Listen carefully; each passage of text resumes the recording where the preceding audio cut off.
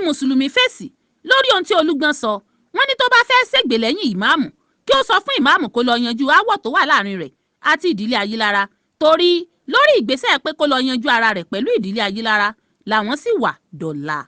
Àwọn aṣáájú ìgbìmọ̀ fọ́rọ̀ ẹ̀sìn mùsùlùmí Supreme Council of Islamic Affairs Committee nílẹ̀ Ògbómọ̀ṣọ́ láwọn sì dúró lórí kí ìmáàmù àgbà Ògbómọ̀ṣọ́ Alhaji Sheikh Toliat Yunus Olúṣínà lọ parí aáwọ̀ awuyewuye rẹ̀ nípa ọ̀rọ̀ tó ní ṣe pẹ̀lú jíjẹ́ ọmọ ìdílé ìmáàmù Ayílára dípò kó kàn máa wá àtìlẹ́yìn láti fojú di ipò sọ̀hún tilẹ̀ Ògbómọ̀ṣọ́ lọ. Ààrẹ mùsùlùmí ilẹ̀ Ògbómọ̀ṣọ́ ẹni tó tún jẹ́ alága ìgbìmọ̀ fọ́rọ̀ ẹ̀sìn mùsùlùmí ìyẹn Supreme Council of Islamic Affairs Committee Abdulganiyu Àtàndá Owódùn ni ẹni tó ń fèsì sí ọ̀rọ̀ tí Olúgbọ́n ti orílẹ̀ Ìgbọ́n Ọba Francis Alao sọ lórí aáwọ̀ awuyewuye nípa ìmáàmù àgbà Ògbómọ̀ṣọ́ ṣàpèjúwe Olúgbọ́n gẹ́gẹ́ bí ẹni tó kàn wá ojúrere àwọn èèyàn kí wọ́n má sọ pé òun náà kò sọ̀rọ̀ torí ó kàn ń sọ nípa ohun tí kò mọ wúlẹ̀wúlẹ̀ rẹ̀ ni. Ó ní gbólóhùn tí Olúgbọ́n ti orílẹ̀ Ìgbọ́n Ọba Francis Alao sọ pé òun ṣàtìlẹ́yìn fún ìmáàmù àgbà Ògbómọ̀ṣọ́ Toliat Ayílára wípé àwọn ọba aládé kò lágbára láti yọ àwọn adarí ẹ̀sìn kúrò nípò kù díẹ̀ káàtó. Lẹ́yìn yíyàn tí Ṣọ̀ún ilẹ̀ Ògbómọ̀ṣọ́ yan Sheikh Habib Ayílára gẹ́gẹ́ bí ìmáàmù ààfin Ògbómọ̀ṣọ́, ìgbésẹ̀ yìí ni àwọn alátìlẹyìn ìmáàmù àgbà Ògbómọ̀ṣọ́ túmọ̀ sí gẹ́gẹ́ bí ọ̀nà láti fi ẹlòmíràn rọ́pò rẹ̀. Ṣe ṣáájú ni ìmáàmù Toliat Ayílára ti mú Ṣọ̀ún ìlú Ògbómọ̀ṣọ́ sọ́wọ́ nípa gbígbé lọ sí ilé ẹjọ́ tí ẹjọ́ náà sì wà níwájú ilé ẹjọ́ gíga ìpínlẹ̀ Ọ̀yọ́. Ìgbìmọ̀ fọ́rọ̀ ẹ̀sìn mùsùlùmí Supreme Council of Islamic Affairs Committee nílùú Ògbómọ̀ṣọ́ tí wọ́n rìnà rí ọ̀rọ̀ náà ni wọ́n ṣègbè lẹ́yìn Ṣọ̀ún nínú àtẹ̀jáde kan tó jẹ́ gbígbé jáde síta lọ́jọ́ Thursday nípa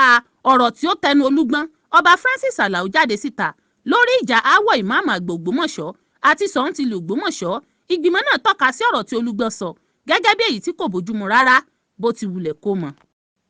Nínú àtẹ̀jáde ọ̀hún tí ìgbìmọ̀ náà gbé jáde ni wọ́n ti jẹ́ kó di mímọ̀ pé ìdílé mẹ́fà ló ń jẹ oyè ìmáàmù àgbà nílùú Ògbómọ̀ṣọ́ léyìí tí ìdílé Ayílára sì jẹ́ ọ̀kan lára wọn. Àwọn náà sì ni ọpọ́n oyè ìmáàmù àgbà sún kàn lásìkò tí Toliat yọjú. Àwọn ìdílé mẹ́fẹ̀ẹ̀fà yìí ló máa ń tó ipò oyè náà ni tí ó sì ti wà bẹ́ẹ̀ látayébáyé látọdún 1818 lásìkò ìgbà tí Ṣọ̀ún yan ìmáàmù àgbà àkọ́kọ́ lẹ́yìn kíkọ́ mọ́sálásí ńlá Ògbómọ̀ṣọ́ ìyẹn Ògbómọ̀ṣọ́ Central Mosque lórí ilẹ̀ ìdílé Ṣọ̀ún. Ṣọ̀ún yìí ni aláṣẹ kan ṣoṣo tó yan ìmáàmù sí mọ́sálásí gẹ́gẹ́ bí ìmáàmù àgbà ìlú Ògbómọ̀ṣọ́ látọdún 1818. Kò sí ilé ẹjọ́ kankan tàbí àwùjọ mùsùlùmí kan tó gba ipò àṣẹ ọba náà lórí yíyan ìmáàmù. Àtẹ̀jáde ọ̀hún jẹ́ kó di mímọ̀ pé ìṣòro náà bẹ̀rẹ̀ nígbà tí ìdílé Ayílára rí i pé ìmáàmù Toliat kì í ṣe ojúlówó ọmọ ìdílé Ayílára, ó kàn yọjú nígbà tí ipò náà sún kan ìdílé Ayílára ni. Ìdí èyí ni wọ́n fi ké gbàjarè síta wá bẹ Ṣọ̀ún tí í ṣe aláṣẹ lórí mọ́sálásí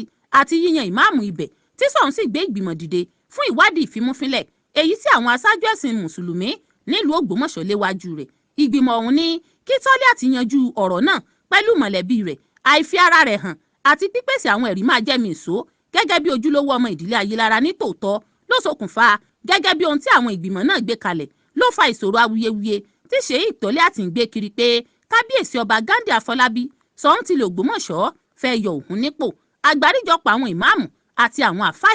ìgbìmọ̀ fọ́rọ̀ ẹ̀sìn mùsùlùmí nílẹ̀ Ògbómọ̀ṣọ́ àtàwọn adarí ẹ̀sìn àti àwùjọ yòókù wá láwọn sì dúró lórí ìpinnu pé kí Sheikh Toliat yanjú ara rẹ̀, fi ara rẹ̀ hàn gẹ́gẹ́ bí ọmọ ilé Ayílára ní tòótọ́. Wọ́n ní ọ̀rọ̀ tí Olúgbọ́n sọ ní kò mẹ́nuba wúlẹ̀wúlẹ̀ ohun tó ṣokùnfà aáwọ̀ náà tó ní í ṣe pẹ̀lú Toliat nípa jíjẹ́ ojúlówó ọmọ ìdílé ìmáàmù Ayílára. Ìgbìmọ̀ náà ní Olúgbọ́n sọ wípé àwọn àwòrò-ṣàṣà májèbàjẹ́ ìlú ti yanjú ọ̀rọ̀ náà. Ìgbìmọ̀ náà wá kojú rẹ̀ pé kó dárúkọ àwọn àwòrò-ṣàṣà májèbàjẹ́ ìlú tó kójọ àti ìgbésẹ̀ tí òun fúnra rẹ̀ ti gbé nípa ọ̀rọ̀ náà ṣáájú kí ó tó máa sọ̀rọ̀. Àtẹ̀jáde ọ̀hún ní gẹ́gẹ́ bí ìgbìmọ̀ fọ́rọ̀ ẹ̀sìn mùsùlùmí àgbáríjọpọ̀ àwọn ìmáàmù àti àfáà nílùú Ògbómọ̀ṣọ́, àwọn sì ní àwòrò-ṣàṣà májèbàjẹ́ ìlú lórí ẹ̀sìn mùsùlùmí nílùú Ògbómọ̀ṣọ́. Àwọn sì ti sọ fún Toliat pé àyàfi tó bá yanjú aáwọ̀ pé lóòótọ́ ló jẹ́ ọmọ bàbá pẹ̀lú ìdílé Ayílára káwọn tó gbà pé kó tẹ̀síwájú gẹ́gẹ́ bí ìmáàmù àgbà ìlú Ògbómọ̀ṣọ́.